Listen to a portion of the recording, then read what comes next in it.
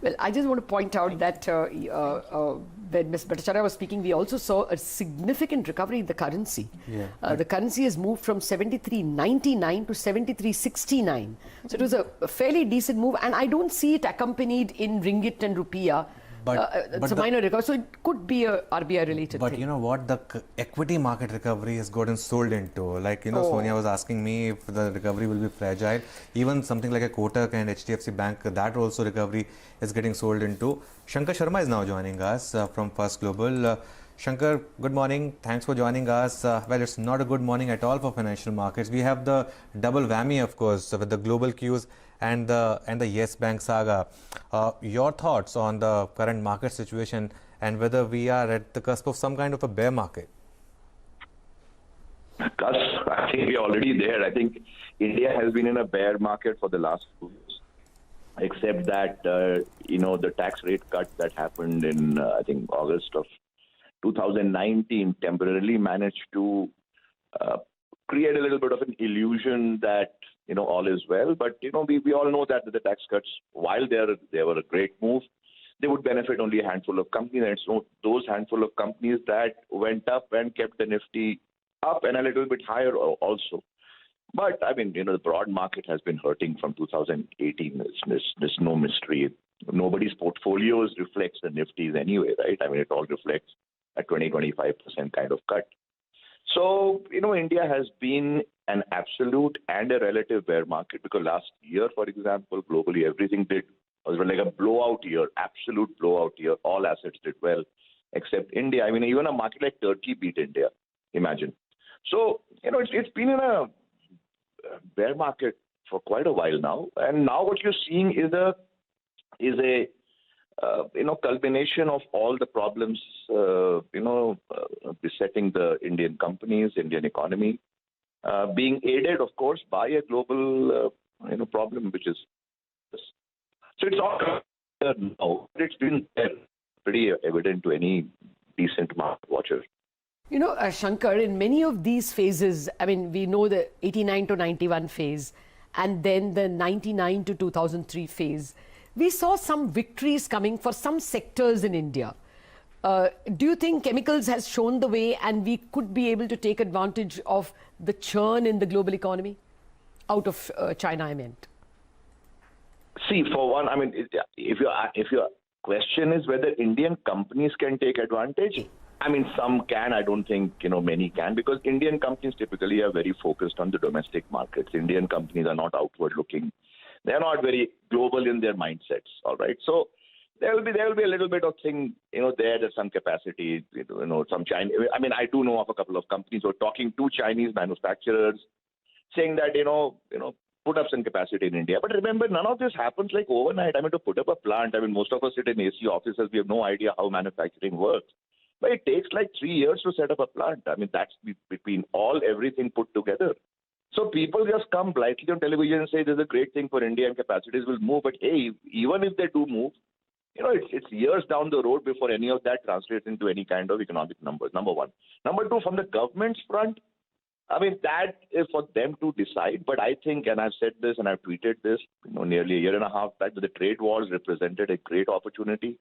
But clearly, India has missed the opportunity to bring manufacturing to India. It's gone to a lot of countries, Thailand, it's gone to Philippines, it's gone to obviously Vietnam and Bangladesh that we all know about. So there's a lot that can be done to take advantage. It depends on whether, we are able to do that or not. Sure. We're getting some information now, top government sources, that depositors need not worry about Yes Bank. Their interest is being taken care of.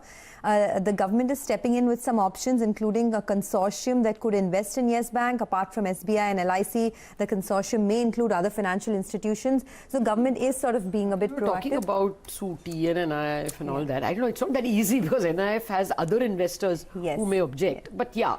All those were being considered. That they are coming out and trying to soothe frayed nerves, I guess, is important at the moment. But Shankar, morning, your own thoughts on this whole Yes Bank issue. Are we staring at an IL&FS crisis sort of situation, or is this just unwarranted panic at the moment?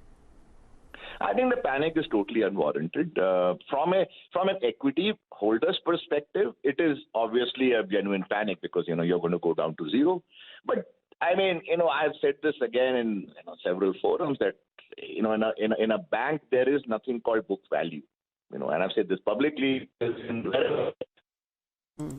The notional number, you have a little bit of a wobble on your asset quality. Your book value is 1,000, which is exactly what has happened. So in my view, is a generous price. Okay. Value is because that is negative.